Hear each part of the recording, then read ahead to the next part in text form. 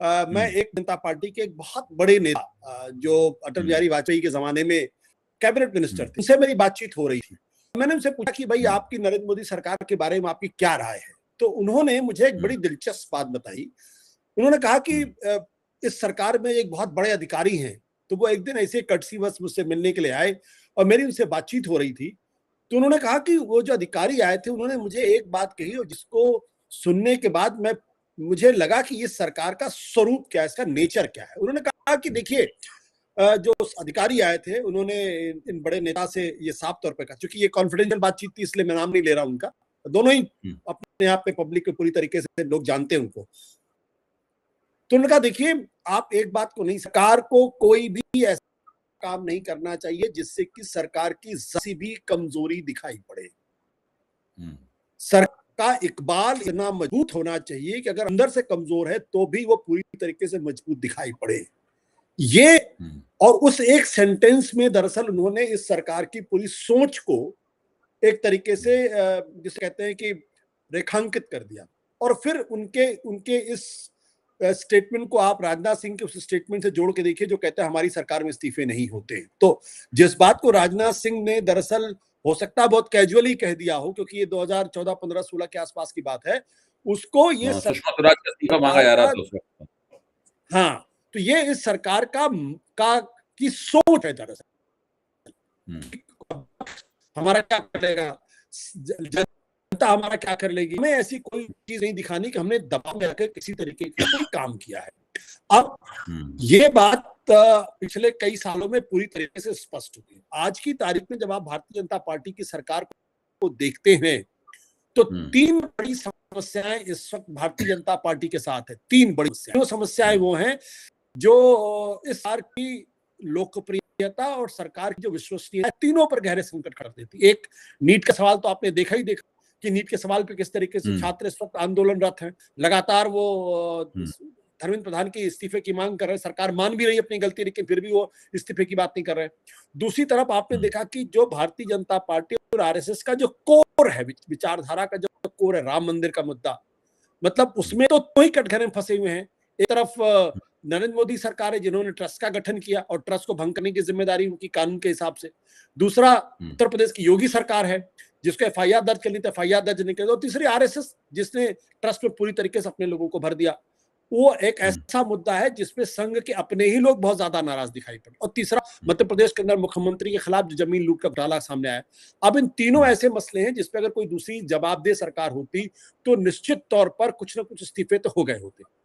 मैं ये मान के चलता हूं कि चंपत राय का इस्तीफा देर सवेर होगा या हटाए जाएंगे, क्योंकि अब अगर वो बने रहेंगे तो उनका नुकसान होगा। लेकिन जिस तरीके के आरोप मोहन यादव के ऊपर लगे, जिस तरीके के आरोप इनएफिशिएंसी, इनकॉम्पिटेंस के धर्मेंद्र प्रधान के ऊपर लगे हैं, कोई जवाबदेह जिम्मेदार सरकार होती तो अब तक इस्तीफे हो गए या मंत्रिमंडल बदलाव के बहाने को कर दिया गया। जब सरकार का स्वरूप ये है, उसका नेचर ये है, तो जाहिर सी बात है उससे लड़ने के तरीके भी आपको अलग करने पड़ेंगे। और अब इस बात को आप के जोड़िए इंडिया गठबंधन की जो 4 तारीख की जो मीटिंग हुई थी, जिसमें गांधी ने कहा था कि हमको परंपरागत तरीके से अब बीजेपी से नहीं लड़ सकते, हमको गैर परंपरागत तरीके अपनाने पड़ेंगे, यानी रजिस्टर उन्होंने की थी।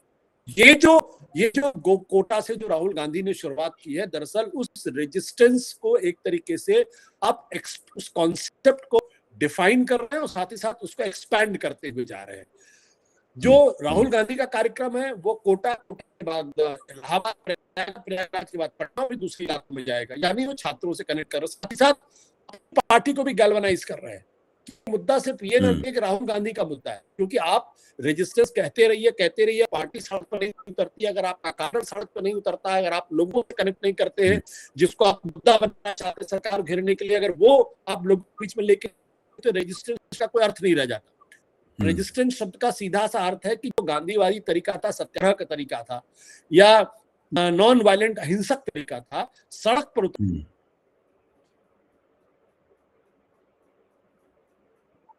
कोशिश है। मुझे लगता है कि उसकी शुरुआत है। राहुल गांधी ने भी तय कर लिया है कि हम चुनाव लड़ें, चुनाव ना लड़ें, हमारे साथ पार्टी में कोई रहे ना रहे, लेकिन अगर बीजेपी से लड़ना है, संघ परिवार के हिंदुत्व से लड़ना है, तो हमें आउट ऑफ द बॉक्स सोचना पड़ेगा, सड़क पर उतरना पड़ेगा, लोगों के मुद्दों से जोड़ना पड़ेगा, और पार्टी में जो लोग हमारे साथ आना चाहते आए, जो नहीं आना चाहते वो ना आए। अब उसमें एक चीज जो अभी भी खटकती हुई मुझे दिखाई पड़ती है, क्या इंडिया गठबंधन में इस मसले को लेकर किसी तरीके का कोई कोऑर्डिनेशन हुआ है? अभी तक तो कम से कम दिखाई नहीं पड़ता। नहीं तो अब ये ठीक है, कांग्रेस ने तो अपने इरादे साफ कर दिए हैं, राहुल गांधी के इरादे साफ हैं।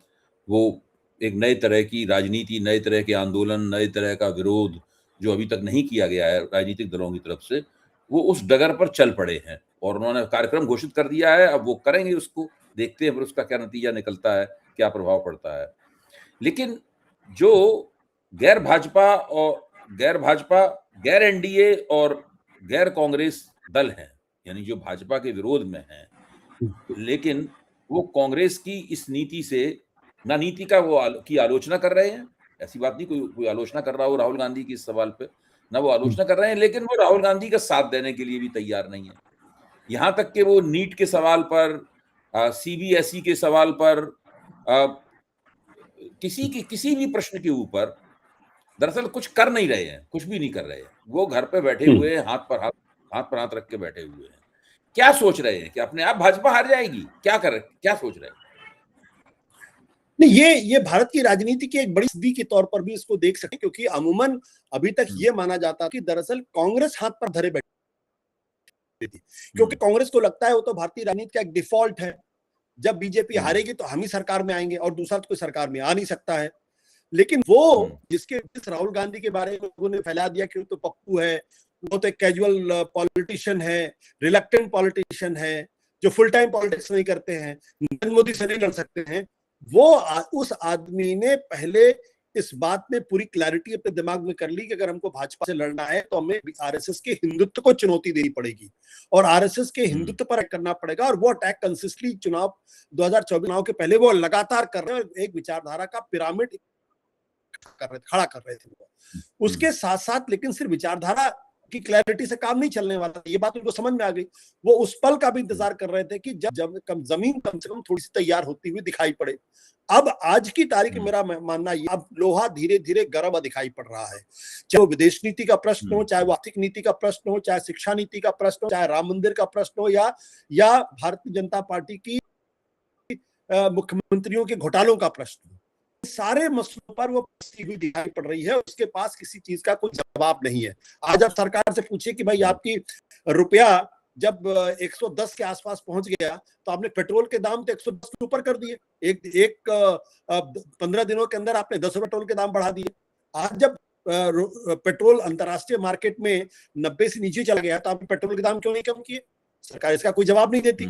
आपका जो क्या कहते हैं फॉरेन इन्वेस्टमेंट है, उसका आउटफ्लो लगातार बढ़ता जा रहा है, आप उसको कैसे रोकने की कोशिश करें? सिर्फ बयानबाजी के अलावा कुछ नहीं, विदेश यात्राओं के अलावा कुछ भी नहीं है। विदेश नीति के मसले पर भी हालत है, शिक्षा नीति के मसले में तो रंगे हाथों पकड़े गए, तो रंगे हाथों जिसे कहते हैं पकड़े जाना कि आप काम, इसका मतलब क्या है कि अगर आप वायुसेना की मदद ले रहे हैं, इसका मतलब जो सिविल एडमिनिस्ट्रेशन ने अपनी जिम्मेदारी छोड़ दी है, उसने मान लिया, दरअसल नरेंद्र मोदी सरकार ने मान लिया है कि शिक्षा सुचारू रूप से करा पाना बिना पेपर लीक के उनके बस का नहीं है, इसलिए सेना की मदद लेनी। मतलब किसी सरकार की इससे बड़ी असफलता नहीं हो सकती। एक मंत्री, मुख्यमंत्री जो जिस पे इंडियन एक्सप्रेस इतनी बड़ी रिपोर्ट कर दी, जबकि माना जाता आज के जमाने में कि सरकार के खिलाफ इन्वेस्टिगेशन नहीं होता, खुद की जांच नहीं होती है, तो वहां पूरा 1.5 पेज का उसने निकाल दिया सामने, और उस पर अभी तक किसी तरह की कोई खंडन सामने नहीं आया है।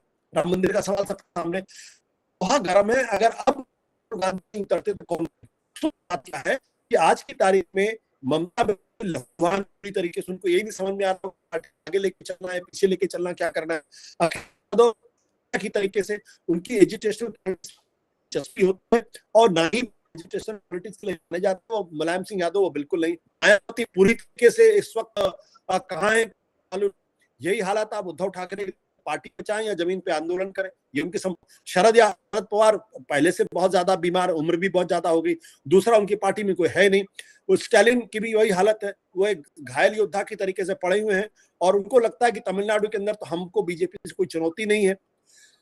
और इसी पटनायक की उम्र आप देख लीजिए, वो भी 80 के पार हो चुके हैं। इनकी राजनीति उन्होंने कभी की नहीं है कि विरासत में उनको सत्ता मिल गई थी, 25 साल मुख्यमंत्री रहे, तो कौन राजनीति करेगा? अगर आप इन्होंने को देख लीजिए तो कहाँ है आज की तारीख में देवीलाल की विरासत के जो लोग थे, कहाँ है? कोई दिखने वाला नहीं है। कहाँ है प्रकाश सिंह बादल की विरासत के लोग? कहीं दिखाई नहीं पड़ते। अरविंद केजरीवाल, उन्होंने शुरुआत आंदोलन से जरूर की थी, लेकिन अब उनका आंदोलन में किसी तरीके की कोई आस्था नहीं है। वो किसी तरीके से पंजाब में अपनी सरकार बचाने में लगे हुए हैं। तो ये है पूरे समूचे विपक्ष की हालत।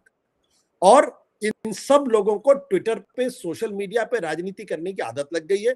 कोई मुद्दा आ जाए, ट्विटर पे लिख दीजिए, अखबार वाले उसको कोट कर लेंगे, टीवी वाले आके बाइट ले लेंगे, उसके बाद उनको लगेगा हमने विपक्षी राजनीति कर ली। तो एक तरीके से अगर आप कहें, मैं इन शब्द का इस्तेमाल नहीं करना चाहता, लेकिन न केवल ये लोग विचारधारा विहीन है, बल्कि कामचोर भी है। माफ करिएगा, मैं ऐसे शब्दों का इस्तेमाल कर रहा हूं। न केवल विचारधारा विहीन है, कामचोर भी है। और इनको लगता है कि अखिलेश यादव को लगता है भाई मेरी उम्र 50 साल की हो गई, योगी जी कितने दिन रहेंगे? मैं आज नहीं 10 साल बाद तो मुख्यमंत्री मुझे ही बनना है, और वैसे भी कैबिनेट रैंक मुझे मिला हुआ है, तो क्या जरूरत है आप सड़क उतरने की? सारी सुख सुविधाएं हमारे पास हैं, प्रॉब्लम क्या है? कोई प्रॉब्लम नहीं। 37 साल। तो अगर इनके अंदर राष्ट्रीय सोच होती, अगर ये वाकई में इस बात को लेकर परेशान होते कि ये जो हिंदुत्व के नाम की जो विचारधारा है वो भारत को कैसे कमजोर कर रही है, भारत का जो रिपब्लिक है उसको कैसे तोड़ रही है, और कैसे स्थितियां लोकतांत्रिक व्यवस्था से बढ़ते हुए अब वो अधनायकवाद से आगे निकलती हुई दिखाई पड़ रही। अगर ये सोच होती तो निश्चित तौर पर सड़क उतरने की कोशिश करते, क्योंकि इससे अच्छा मौका सड़क पर उतरने का नहीं है। और कम से कम ये हम एक चीज के लिए राहुल गांधी को जरूर कहेंगे कि लाख लोग उनकी बुराई करें, लेकिन कम से कम वो आदमी लड़ता हुआ दिखाई पड़ रहा है और अपनी पार्टी को लड़ाता हुआ भी दिख रहा है आज की तारीख। जी देखिए, तो कामचोर विपक्ष, लड़ते लड़ाते हुए राहुल गांधी, और अपनी ताकत बाहर से पूरी तरह अपने आप को मजबूत दिखाती हुई, भले अंदर से कोई समस्याएं हो, भारतीय जनता पार्टी, नरेंद्र मोदी की सरकार। ये तो रहे एक चतुर्भुज के 3 कोण। अब इस चतुर्भुज का एक चौथा कोण भी है, जिसको हम लोग बड़े स्पष्ट तरीके से जनता कहते हैं। हम जानते हैं जनता सब एक सार नहीं होती है, तरह तरह की जनताएं होती हैं। अंग्रेजी में तो सोशल साइंस में पब्लिक्स शब्द का इस्तेमाल खूब किया जाता है, पब्लिक कोई नहीं कहता है। तो हम भी मान लें कि जनताएं बहुत तरह की होती हैं। एक दलित जनता है, एक ओबीसी जनता है, एक ब्राह्मण ठाकुर बनिया जनता है, एक मुसलमान जनता है, बहुत सारी जनता, एक आदिवासी जनता है। जनताओं की कोई भारत में कमी नहीं है, बहुत संख्या है, और सब बहुत महत्वपूर्ण है, और अपने अपने जगह में उन जनताओं का बड़ा महत्व है, जनताओं का बड़ा बहुत अहमियत है। तो वो जनता इस वक्त आपकी निगाह में इस माहौल में क्या सोच रही है कि ऐसी सरकार जो ऊपर से कोई गलती स्वीकार करने को तैयार नहीं है, किसी अपने गलती करने वाले अपने किसी कारकुन को सजा देने के लिए तैयार नहीं है, उसका इस्तीफा लेने के लिए तैयार नहीं है। ऊपर से वो मजबूत दिखना चाहती है, लेकिन अंदर से लगातार खोखली होती जा रही है। गवर्नेंस के नाम पर डबल जीरो है, पूरी तरीके से ढक्कन है।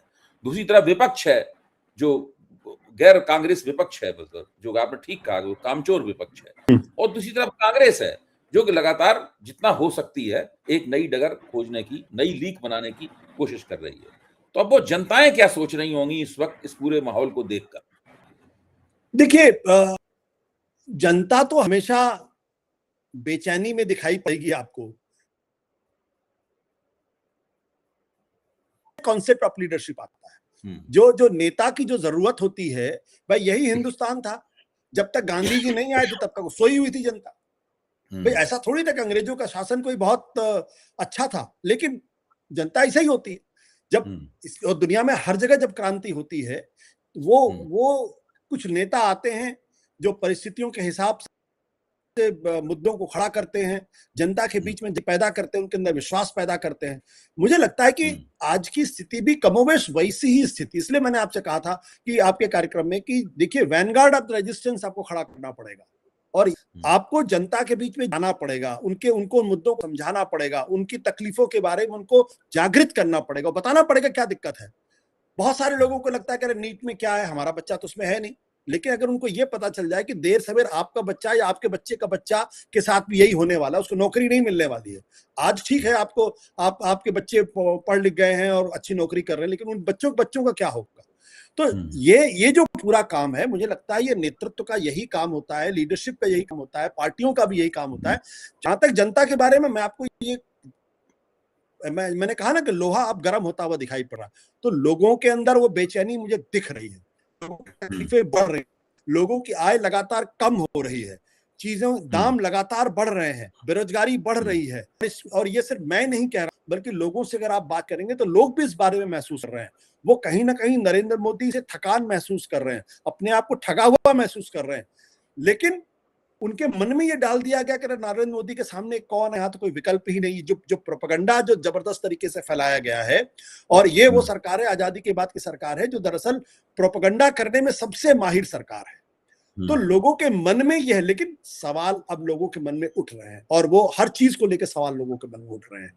ऐसा नहीं कि सवाल नहीं उठ रहे, उसको जागृत करने की जरूरत है। और उसको जागृत करने के लिए ही राजनीतिक पार्टियों का काम है कि लोगों के बीच में जाएं, या जैसे गांधी जी करते थे। भाई गांधी जी ने भी इस देश को पहले समझने की कोशिश की। जो सूट बूट टाई वाले आदमी थे, अचानक हिंदुस्तान में आ गए और थर्ड क्लास के डब्बे में जाके उन्होंने पूरे देश का दौरा किया, और उसके बाद निष्कर्ष से पहुंच गया कि वो जनता को जागृत करने के लिए जनता के हिसाब से चलना पड़ेगा। तो उन्होंने पूरे कपड़े उतार दिया, वो सिर्फ लंगोटी में आ गए, उनकी भाषा में बात करने लगे। आप अगर दक्षिण अफ्रीका गांधी को देखेंगे और गांधी को देखेंगे, जमीन आसमान का फर्क है। तो मुझे लगता है कि उनको जागृत करने की जरूरत है, और उनके बीच में विश्वास पैदा करने की जरूरत है कि उनके मुद्दों को लेकर लड़ने वाली एक फौज अब इकट्ठा हुई है, एक नेतृत्व इकट्ठा हो गया जो नरेंद्र मोदी से लड़ सकता। देखिए, सवाल भारतीय जनता पार्टी का नहीं है, सवाल नरेंद्र मोदी से लड़ने का है। नरेंद्र मोदी के मिथ को तोड़ने की जरूरत है। भारतीय जनता पार्टी नरेंद्र मोदी की आज भी 125 140 सीटों वाली पार्टी ही है। नरेंद्र मोदी का जो ऑरा है, नरेंद्र मोदी की जो गुडविल है, वो दरअसल 240 250 260 सीटों पर लेके आती है। तो जनता के मन में अभी भी ये सवाल है कि नरेंद्र मोदी के साथ कौन। राहुल गांधी अच्छा काम कर रही है, मानती है वो, लेकिन क्या लड़ पाएंगे उनसे? अरे क्या होती। तो मुझे लगता है कि ये राहुल गांधी ने जो स्ट्रेटजी तैयार की है कि वो नरेंद्र मोदी की मिथ को तोड़ने की कोशिश कर रहे हैं। जो संसद के अंदर मिथ को तोड़ने की कोशिश कर रहे हैं, संसद के बाहर मिथ को तोड़ने की कोशिश कर रहे हैं, और जो लगातार नरेंद्र मोदी पर हमला कर रहे हैं, जो कंप्रोमाइज प्राइम मिनिस्टर का जो उन्होंने एक जुमला उछाला है, वो जुमला बहुत बहुत सटीक जुमला है। और ये जब लोग सोचते हैं तो लगता है यार, अमेरिका के राष्ट्रपति हमको इतनी गालियां देता है, हमारे प्रधानमंत्री तो चुप रहते हैं। तो मुझे लगता है कि इस पूरे खेल में लोहा धीरे धीरे गर्म हो रहा है। सवाल है कि इस गर्म लोहे पर चोट कब और किस तरीके से की जाए कि वो वहां पे फिर वो टूटन दिखाई पड़े। अभी अगर आप कहेंगे तो अभी कांग्रेस के लिए बड़ी जल्दबाजी होगी, क्योंकि अब वो सड़क पर उतरना शुरू किया है। आप देखिए कि नीट के मसले पर एनएसवाई के कार्यकर्ता ही सड़क पर उतर रहे हैं, युवा जो यूथ कांग्रेस के लोग हैं वही सड़क पर उतर रहे हैं। जो भारतीय जनता पार्टी, अखिल भारतीय विद्यार्थी परिषद, जो हिंदुस्तान का सबसे बड़ा छात्र संगठन है, नीट के मसले पर कहीं दिखाई नहीं पड़ती, सीबीएसई के मसले पर कहीं दिखाई नहीं पड़ती, कहीं नजर नहीं आती। तो क्रेडिबिलिटी का क्वेश्चन भी वहां पे उनके बीच में खड़ा हो रहा था। ऐसे में अगर कांग्रेस ठीक से अपने को संगठित करे, लोगों के बीच में जाए, और जिस तरीके से प्रेस कॉन्फ्रेंस, लेकिन सिर्फ एक बार प्रेस कॉन्फ्रेंस करके काम नहीं चलेगा। इसका जो फॉलो अप एक्शन क्या है, अगले 6 महीने आप क्या करना चाहते हैं, लोगों के बीच में कैसे जाना चाहते हैं, अगर वो सब करेंगे तो मुझे लगता है कि ये असंभव नहीं है। मैंने 2024 के पहले भी कहा था कि Bharatiya Janata Party will struggle to get majority, और क्योंकि तब भी मुझे इस बात का एहसास था, आज भी मुझे लग रहा है कि अगर ये संगठित तौर पर काम करेंगे, सुविचारित तरीके से करेंगे और एक फोकस के काम करेंगे, तो इस सरकार को हराया जा सकता है। मुझे इसमें कोई कंफ्यूजन नहीं है, क्योंकि अब ये वो नरेंद्र मोदी नहीं है जो 2019 के नरेंद्र मोदी थे या 2014 के नरेंद्र मोदी। आज की तारीख में उनके नेतृत्व में पूरी तरीके से थकान है। कोई नया नैरेटिव वो गढ़ नहीं पा रहे हैं। उनकी सबसे बड़ी खासियत थी कि वो न केवल नैरेटिव गढ़ते थे, बल्कि नया नैरेटिव क्रिएट करते थे। आज वो सिर्फ रिएक्ट करते हुए दिखाई पड़ते।